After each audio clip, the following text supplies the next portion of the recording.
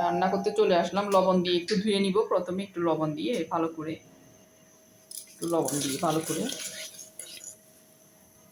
ধুয়ে নিলে পরিষ্কার হবে। মাছ বড় আছে, তবে ডিম হয় নাই আর কি।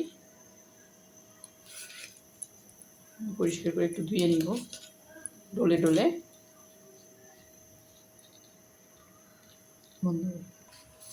এখন একটু হালকা ফ্রাই করে নিব আমি মাছটা, খুব বেশি না, হালকা একটু ফ্রাই করে নিলে আমার কাছে ভালো লাগে। এখানে লবণ, হলুদ আর মরিচ দিয়ে দিচ্ছি।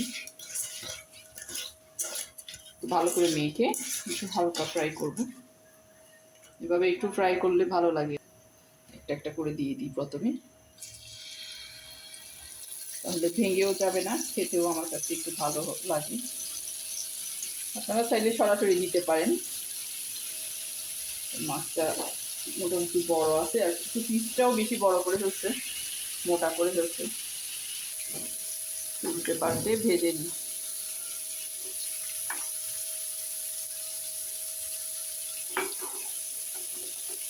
ভেঙে না যায় মতো সাবধানে করতে হবে। ভেঙে গেলে কিন্তু এটার সৌন্দর্য নষ্ট হয়ে যাবে। উল্টে দিলাম। এগুলা আসলে ফ্রেশ খাওয়া ভালো।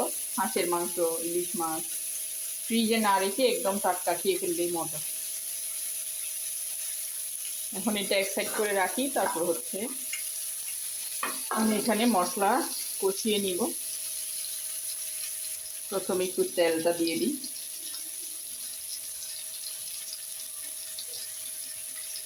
এরপরে আমি এখানে পেঁয়াজ কুচি দিয়ে দিলাম।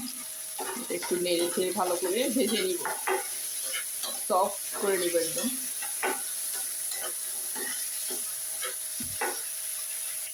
পেঁয়াজ মোটামুটি কষানো হয়ে গেছে, একটু পানি দিয়ে দিচ্ছি। এখন এখানে দিয়ে দিব মরিচের গুঁড়া।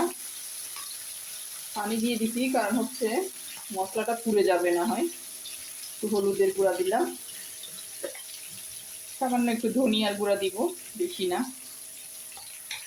তারপর লবণ স্বাদ মতো দিয়ে দিব।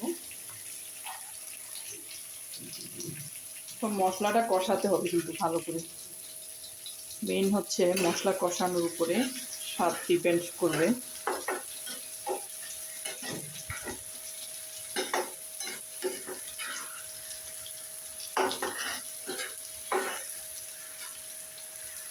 দেখেন, এটা বাহরাইন থেকে আনছি। এগুলা ফ্রাইং প্যান এত ভালো, এত মানে খুবই ভালো জিনিস। আসলে বিদেশি জিনিসগুলা বাহরাইন থেকে আমার হাজবেন্ড আনছিল।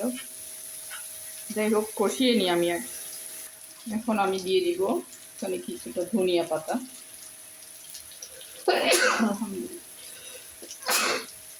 এখানে টমেটো কয়েক পিস,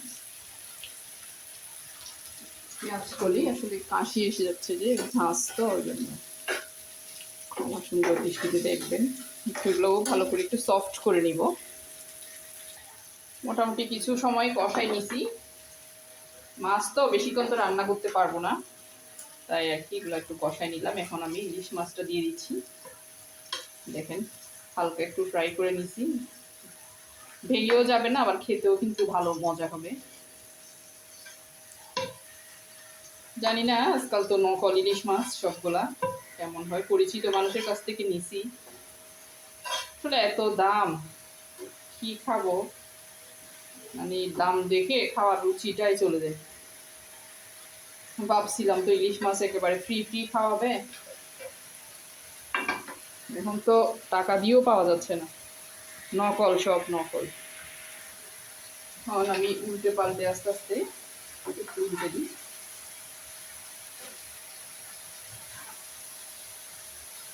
আগে একটু উল্টে দেবো, সাবধানে করতে হয়, আসলে ভেঙে যায়। ইলিশ মাছ খুব সফট, নরম একদম।